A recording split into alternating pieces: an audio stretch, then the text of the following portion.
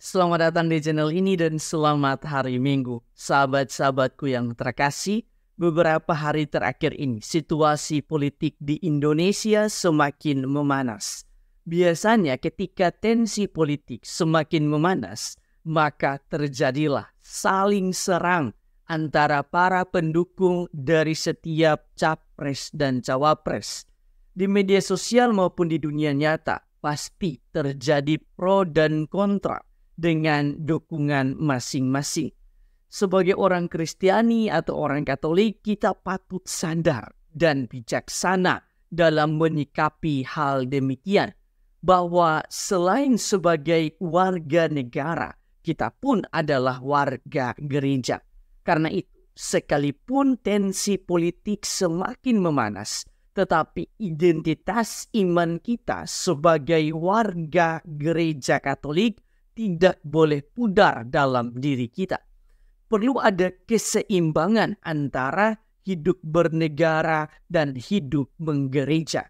Sehingga kita tidak larut di dalam segala sisi negatif dari politik Indonesia. Di dalam Injil hari ini, Yesus pun menekankan tentang keseimbangan hidup sebagai seorang manusia. Ketika mereka bertanya kepadanya, katakanlah kepada kami pendapatmu, bolehkah membayar pajak kepada Kaisar atau tidak? Dengan tegas Yesus menjawab, berikanlah kepada Kaisar apa yang wajib kamu berikan kepada Kaisar, dan kepada Allah apa yang wajib kamu berikan kepada Allah. Salah satu makna penting yang hendak ditekankan oleh Yesus ialah keseimbangan hidup sebagai warga negara dan juga sebagai warga gereja. Di dalam bacaan yang kedua, Santo Paulus juga menekankan kehidupan beriman. Ia menulis kepada jemaat di Tesalonika, kami selalu mengingat akan amal imanmu, akan usaha kasihmu dan ketekunan harapanmu kepada Tuhan kita Yesus Kristus di hadapan Allah dan Bapa kita. Di sini kita bisa melihat bahwa iman kita berhubungan dengan amal kasih dan harapan. Kita beriman kepada Yesus berarti kita perlu untuk mengoptimalkan amal kasih, harapan, dan segala kualitas iman yang lain. Sedangkan di dalam bacaan yang pertama, Tuhan memperlihatkan bahwa ketika Ia berpihak kepada kita, maka Ia akan membantu kita di dalam segala kebutuhan dan harapan kita kepadanya.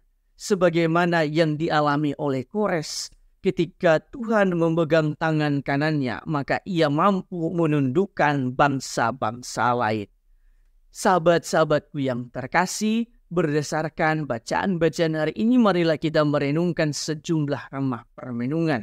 Pertama, di dalam bacaan Injil, Yesus mengatakan, berikanlah kepada Kaisar apa yang wajib kamu berikan kepada Kaisar, dan kepada Allah apa yang wajib kamu berikan kepada Allah. Salah satu makna yang hendak Yesus tekankan ialah keseimbangan hidup sebagai orang beriman. Dalam 24 jam, Yesus menghendaki agar kita bisa berikan kepada Kaisar apa yang menjadi hak Kaisar, tetapi juga harus seimbang dengan apa yang harus kita berikan kepada Tuhan. Itu artinya kita tidak hanya kerja, dan kerja, tetapi doa dan ekaristi juga perlu untuk dilakukan. Pepatah bahasa Latin mengatakan ora et labora, berdoalah dan bekerjalah. Kalau doa dan bekerja diibaratkan sebagai mendayung perahu yang harus seimbang mendayung kiri dan kanan, maka kalau kita hanya bekerja saja, maka hidup iman kita akan berjalan di tempat, kualitas hidup iman akan stagnan. Juga kalau hanya berdoa dan ekaristi saja dan mengabaikan kerja, maka kita bisa mati kelaparan. Solusi terbaiknya ialah berdoa, ekaristi, dan juga bekerja harus seimbang dalam hidup kita. Dalam arti tertentu, di dalam setiap pekerjaan kita, janganlah lupa akan iman kita sebagai warga gereja Katolik. Ingatlah akan 3 hal ini. iman, harap, dan kasih. Kedua, di dalam bacaan yang kedua, Santo Paulus mengatakan, kami selalu mengingat akan amal imanmu, akan usaha kasihmu dan ketekunan harapanmu. Dalam arti tertentu, Santo Paulus mengingatkan kita untuk selalu mewujudkan kualitas iman di dalam tindakan yang nyata. Sebab banyak orang akan menilai dan mengingat kita dari segala tindakan kasih dan perbuatan baik yang telah kita lakukan. Tuhan memberkati Anda semua.